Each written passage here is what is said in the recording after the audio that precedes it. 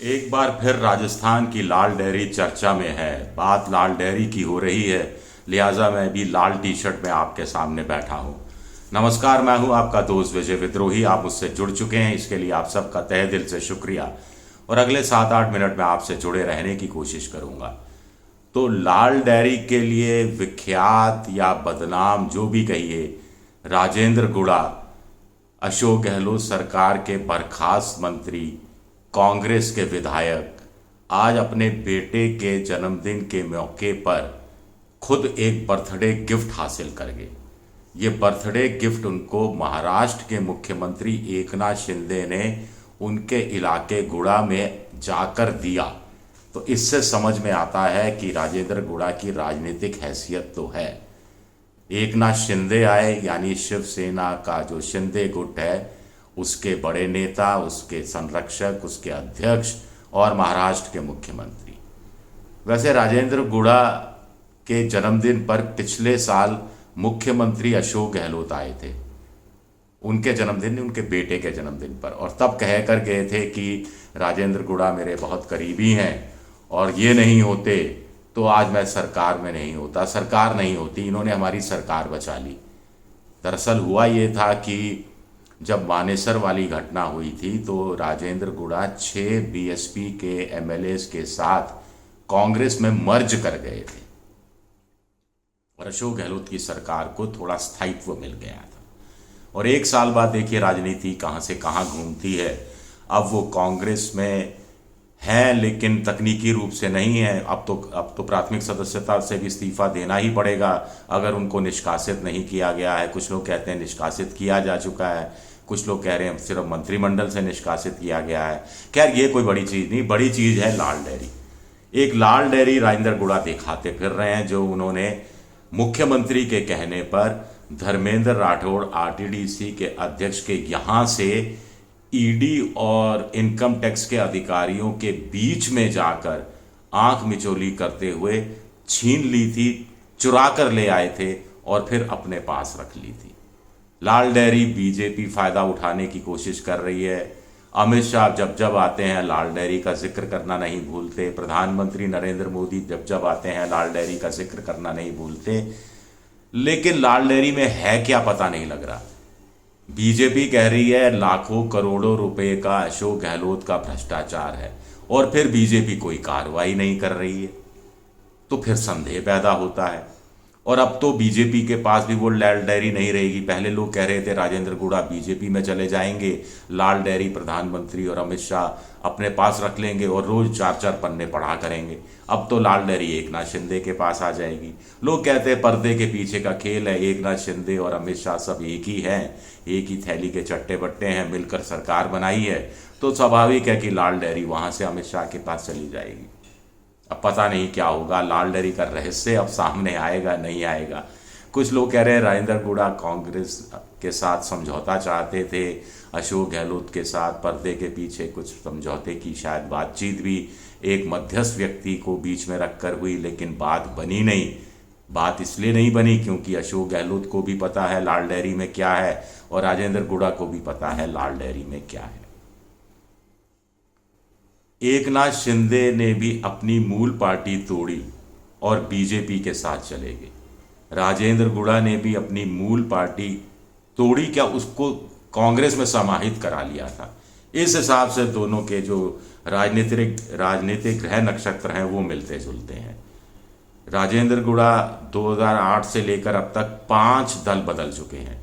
लोक जनशक्ति पार्टी में थे, फिर कांग्रेस में आए, फिर बसपा में आए, फिर कांग्रेस में आए, फिर बसपा में आए, फिर कांग्रेस में आए और अब बसपा ले नहीं रही थी। बसपा ले नहीं रही थी और बीजेपी में उन्होंने कसम खा रखी थी कि मैं बीजेपी में किसी कीमत पर नहीं जाऊंगा।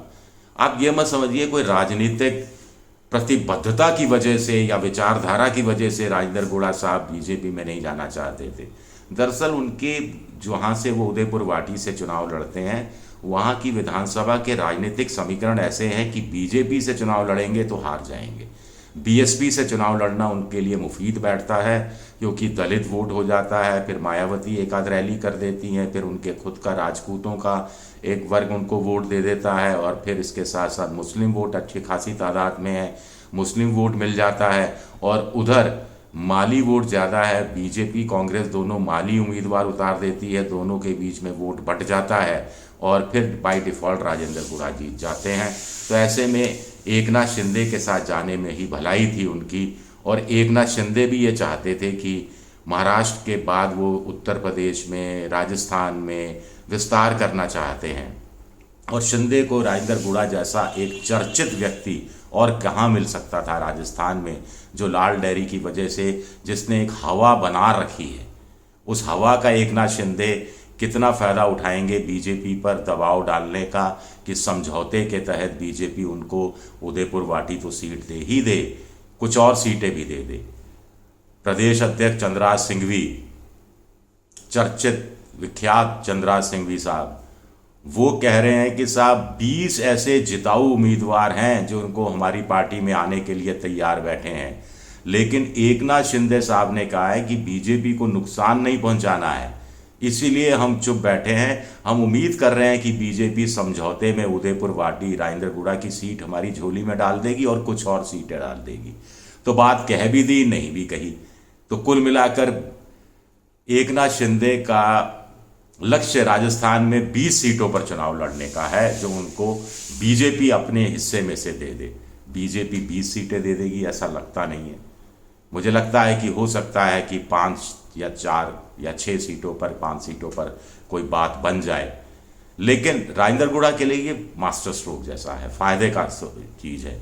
एक तो बीजेपी में गए नहीं, दूसरा बीजेपी अब उनके खिलाफ कोई उम्मीदवार उतारेगी नहीं, किस मुंह से उतारेगी। एक तरफ आप राजेंद्र गुड़ा की लाल डेयरी लहरा रहे हैं, उसके सहारे वोट मांगने की आप उम्मीद जगाए हुए हैं, चाहे प्रधानमंत्री नरेंद्र मोदी हो, चाहे गृह मंत्री अमित शाह हो, और दूसरी तरफ अब राजेंद्र गुड़ा के खिलाफ कोई उम्मीदवार उतार दिया तो पूरी भद पिट जाएगी, कांग्रेस एक्सपोज कर देगी, बीजेपी खुद एक्सपोज हो जाएगी, राजेंद्र गुड़ा खुद बीजेपी को एक्सपोज कर देंगे, क्योंकि तब चुनाव जीतना सबसे बड़ी चीज़ होगी, और चुनाव जीतने की आड़ में जो भी आता है राजेंद्र गुड़ा ध्वस्त कर देते हैं। चाहे अपने भाई को ही उन्होंने पॉलिटिकल रूप में 2008 में ध्वस्त किया हो, जो पहले वहाँ, उनसे पहले उनके भाई वहाँ से एमएलए हुआ करते थे। आपको ये बात नहीं भूलनी चाहिए। 11-12 भाई हैं ऐसा कहा जाता है। और राजेंद्र गुड़ा ने एक और चीज़ अपने पास रख ली, बीजेपी से चुनाव लड़ते तो जीतने हारने में थोड़ी दिक्कत, और फिर लड़ते तो फिर बाद में फिर कैसे दल बदल पाते, क्योंकि दल बदलना तो उनकी आदत में शुमार है। दल नहीं बदला हर 3-4 साल बाद तो फिर छटपटाने लगते हैं। फिर राजनीति का है कि राजेंद्र गुड़ा तो जाने ही इसलिए जाते हैं।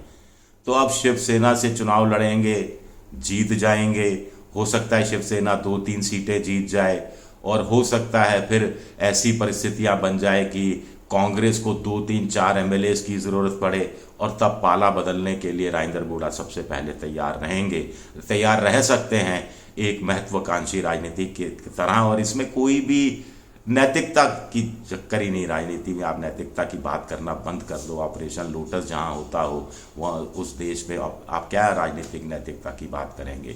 तो वो पाला बदल सकते हैं। तो कुल मिलाकर राजेंद्र गुड़ा की कहानी ये कुछ हमारे सामने आ रही है। राजस्थान के लोग तो इसको अच्छी तरह जानते हैं लाल डेयरी की वजह से, और लाल डेयरी का जिक्र करके जो प्रधानमंत्री ने जिक्र किया, जो अमित शाह ने जिक्र किया, उसकी वजह से राजेंद्र गुड़ा उत्तर भारत में तो कम से कम एक जाना पहचाना नाम हो गए हैं।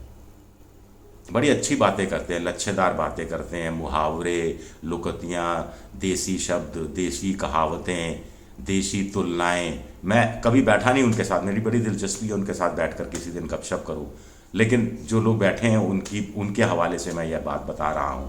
तो देखते हैं कि राजनीति में वो क्या करते हैं। और सबसे बड़ी बात है कि अगले साल जो जन्मदिन उनके बेटे का आएगा, तब कोई तीसरा कोई मुख्यमंत्री होगा, या राजस्थान का, अगर बीजेपी जीत गई तो राजस्थान का मुख्यमंत्री होगा जो उनकी तारीफ कर रहा होगा। और फिर 2028 में वो क्या कर रहे होंगे, हमें ये कुछ नहीं पता। सबसे बड़ी बात है कि लाल डेयरी पर अब एकनाथ शिंदे का कब्जा हो जाएगा, और एकनाथ शिंदे क्या वो लाल डेयरी के पन्ने शेयर करना चाहेंगे मोदी और अमित शाह के साथ, या लाल डेयरी के बहाने सौदेबाजी होगी, ये भी अपने आप में इंटरेस्टिंग खबर है।